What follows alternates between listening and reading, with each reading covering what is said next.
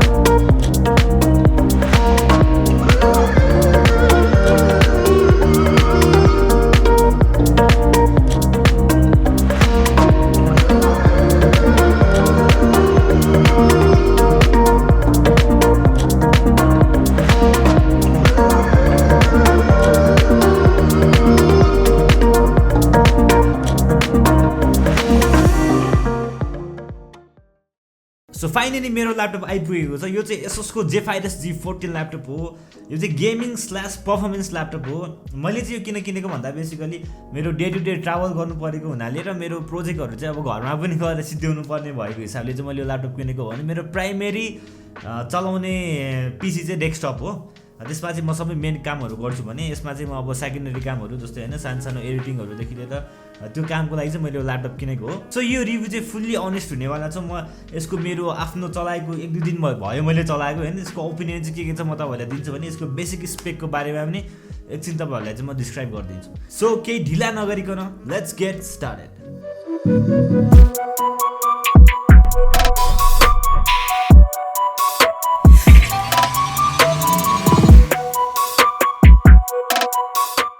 हेर्दाखेरि त्यस्तो फ्यान्सी छैन, चिटिक्क छ, RGB लाइटहरू यस्तो यताउति चुच्चो निस्केको गेमिङ ल्यापटपहरू जस्तो हुन्छ नि त्यस्तो चाहिँ छैन। सो मलाई चाहिँ एकदम राम्रो लागेको डिजाइन हो। सो हामी डिजाइन र बिल्ड क्वालिटीकै बारेमा सुरुमा कुरा गरौँ है।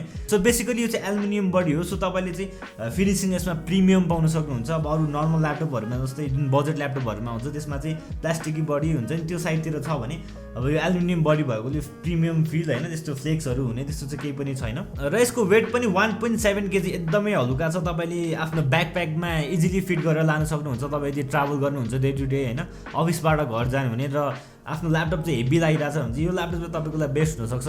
14 इन्चमा चाहिँ एकदम कम्प्याक्ट गरेर पर्फर्मेन्स चाहिँ यसमा दिएको छ।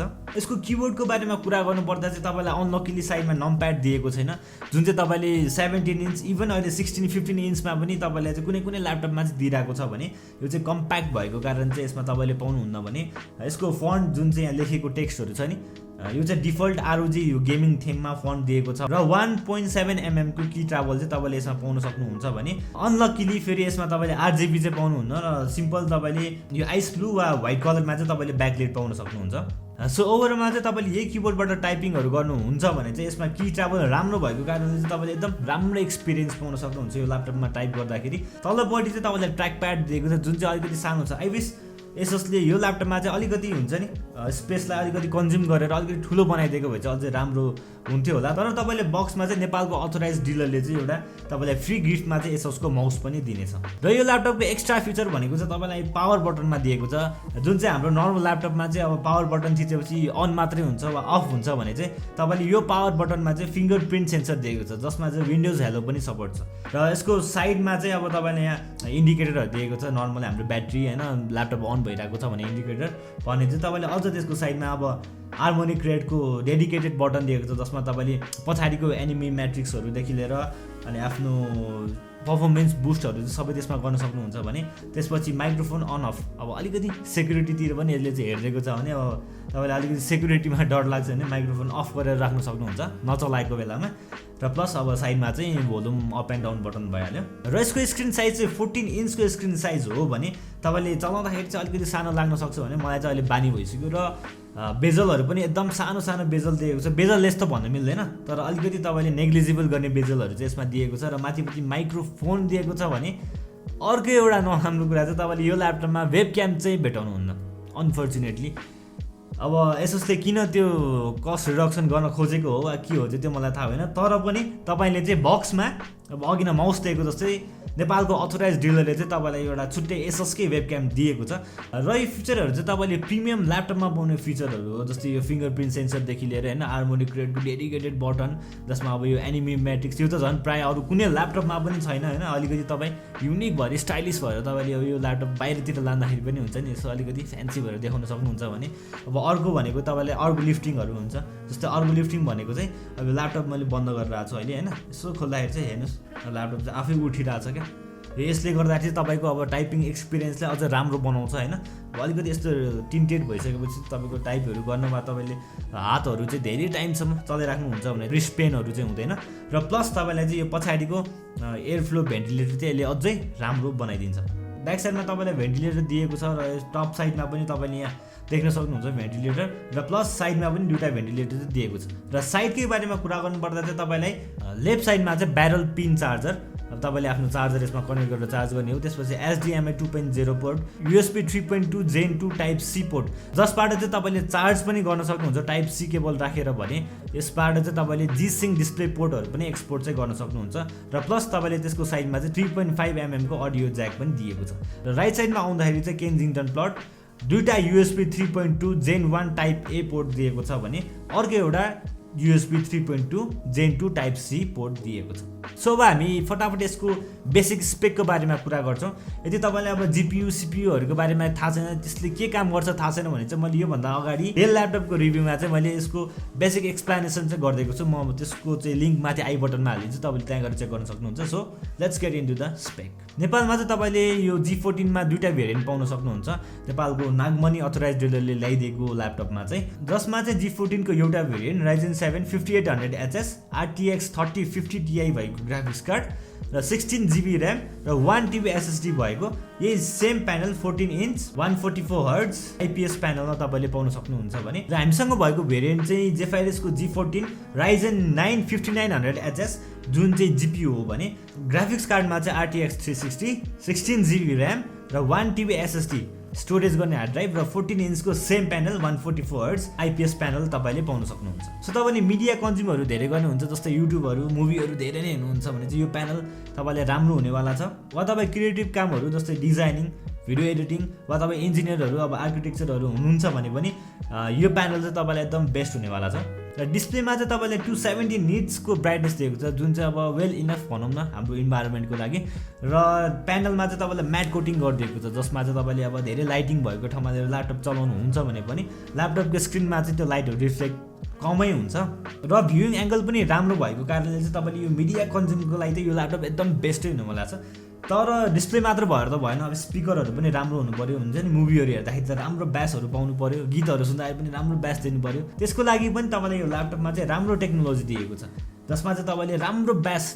डिस्टोर्सन नभएको राम्रो पन्चवाला ब्यास पाउन सक्नुहुन्छ भने ट्रेबलहरू पनि एभरेज भन्दा पनि माथि छ र स्पिकरहरू चाहिँ तपाईँले फ्रन्ट साइडमा दुईटा पाउनुहुन्छ भने ब्याक साइडमा चाहिँ दुईटा पाउनुहुन्छ सो अब let's talk about performance test गरिसकेपछि अब यो ल्यापटप प्रकोष्ठलाई ठिक हुन्छ हुँदैन भन्ने कुरा चाहिँ त्यसपछि थाहा हुन्छ तपाईँ गेमर्स हुनुहुन्छ वा तपाईँ क्रिएटिभ कामहरू जस्तै तपाईँ इन्जिनियर्सहरू हुनुहुन्छ होइन तपाईँलाई रेन्डरहरू गर्नुपर्ने छ भने चाहिँ यो पर्फर्मेन्स टेस्टपछि चाहिँ हामी थाहा पाउन सक्छौँ ल्यापटपमा चाहिँ हामीलाई तिनवटा मोड दिएको छ एउटा साइलेन्ट एउटा पर्फर्मेन्स एउटा टर्बो मोड हामीले चाहिँ साइलेन्ट र टर्बो मोडमा चाहिँ टेस्ट गरेको थियौँ सिनेबेन्चबाट भने साइलेन्ट मोडमा मल्टिकोर 9730 निस्केको थियो भने सिङ्गल कोरमा चाहिँ 1443 र टर्बो मोडमा टेस्ट गर्दाखेरि चाहिँ मल्टिकोरमा 12,522 निस्केको थियो भने सिङ्गल कोरमा चाहिँ अलमोस्ट 1500 को अराउन्डमा निस्केको थियो। सो नो डाउट मल्टिटास्किङको लागि यो ल्यापटप त किन्नै भइहाल्यो। अब यस्तो खतरा प्रोसेसर भएको ल्यापटप त मल्टिटास्किङ गर्न नमिल्ने त हुँदै हुँदैन। सो तपाईँले क्रोममा टन्न ट्याबहरू खोलेर मजाले गीतहरू सुनेर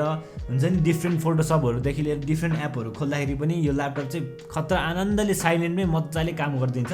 तपाईँलाई ह्याङ हुनेदेखि लिएर त्यस्तो प्रब्लम चाहिँ केही पनि आउँदैन। भने गेमिङमा पनि तपाईँले राम्रो पर्फर्मेन्स पाउन सक्नुहुन्छ। तपाईँले पर्फर्मेन्स मोड वा टर्बो मोडमा राखेर खेल्नुभयो भने चाहिँ तपाईँले हायर एन्ड गेमहरूमा पनि तपाईँले हायर सेटिङमा पनि मजाले यो ल्यापटपलाई चाहिँ रन गर्न सक्नुहुन्छ भने तपाईँले एफपिएसहरूदेखि लिएर सबै कुरा चाहिँ अहिले स्क्रिनमा पनि देखिराख्नु भएको होला। तपाईँले ठुल्ठुलो पर्फर्मेन्स कामहरू गर्ने बेलामा वा ठुल्ठुलो गेमहरू खेल्दाखेरि चाहिँ यसको इस्यु भनेको चाहिँ हिटिङ इस्यु छ र फ्यान नोइज पनि अलिक ठुलो नै हुन्छ। सो अब हामीले यसमा हेर्न पनि सक्छौँ यस्तो कम्प्याक्टमा यस्तो स्लिम डिजाइनमा चाहिँ अब यत्रो ठुलो पर्फर्मेन्स राख्दाखेरि त अभियसली हिटिङ इस्यु चाहिँ आउने भइहाल्यो र यसमा फ्यानको नोइज पनि खत्तै ठुलो आउने भइहाल्यो। फ्यानको नोइज चाहिँ म तपाईँहरूलाई सुनाइहाल्छु।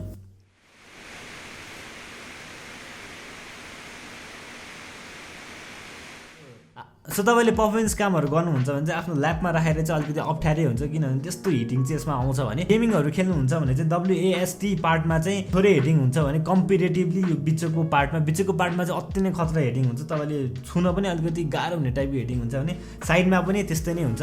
सो तपाईँले अब हाई प्रोसेसिङ कामहरू चाहिँ यसमा गर्दै हुनुहुन्छ भने चाहिँ मजाले डेस्कमा राखेर एक्सटर्नल किबोर्ड र माउस राखेर चाहिँ काम गर्न सक्नुहुन्छ।